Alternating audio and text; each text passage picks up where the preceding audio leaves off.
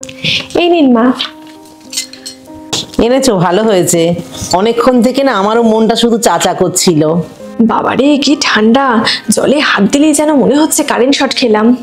শীতের শুরু থেকেই তো আমি তোমাকে বলছি একটা গরম জলের মেশিন লাগিয়ে দিই। গিজার কিনতে টাকা লাগবে, ওটা কেউ ফ্রিতে দেবে না। তাছাড়া ইলেকট্রিক বিল কত আসবে জানেন? বৌমা, তোমার ঠান্ডার ধাত, দেখি একজনকে আসতে বলেছি। আমি এসে গেছি। শোন, তুই আগে ঘরগুলো মুছে দে। ও বৌদিমণি, নেতার বালতি কোথায় গো?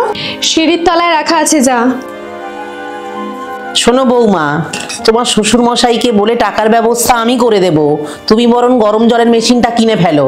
আপনার রাধারানী তো এসে গেছে, ঘর পরিষ্কার করা আর বাসন মাজতে 1200 টাকা নেবে, তার সঙ্গে সপ্তাহে 2 দিন করে কেচে দেবে, একেবারে 2000 টাকা পুরো করে দেবেন।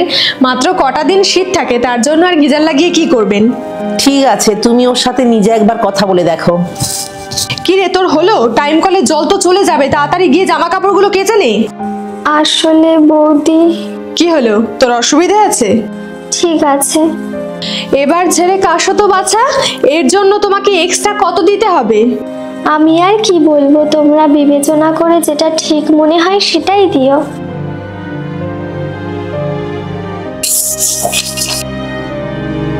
শোন, এতে 2টো বাসি রুটি আছে, হাত ধুয়ে খেয়ে নে।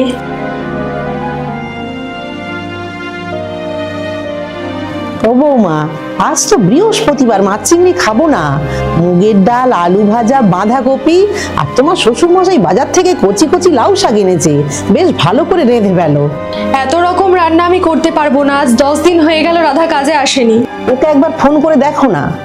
রিং হচ্ছে কিন্তু কেউ ধরছে না। কি করা যায় দেখছি। সুমন, তোমার দিদির খবর কি গো? কর্তামা, আমার দিদির শরীর খুব খারাপ, নিউমোনিয়া হয়ে হসপিটালে ভর্তি ছিল, একটু সুস্থ হয়ে আবার আপনাদের বাড়ি কাজে যাবে। আচ্ছা ঠিক আছে।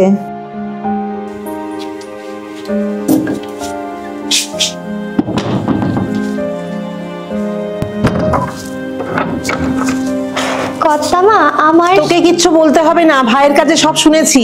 একটু দাঁড়া, আমি আসছি। তোর কিছু নেই বলবি তো? এত সকালবেলা ঠান্ডার মধ্যে এইরকম এসছিস কেন? আগে এইগুলো ভালো করে গায়ে দিয়ে নে।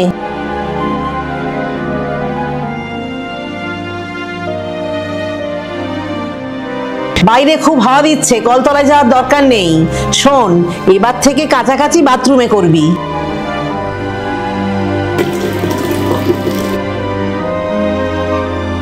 বাবা, গরম জল।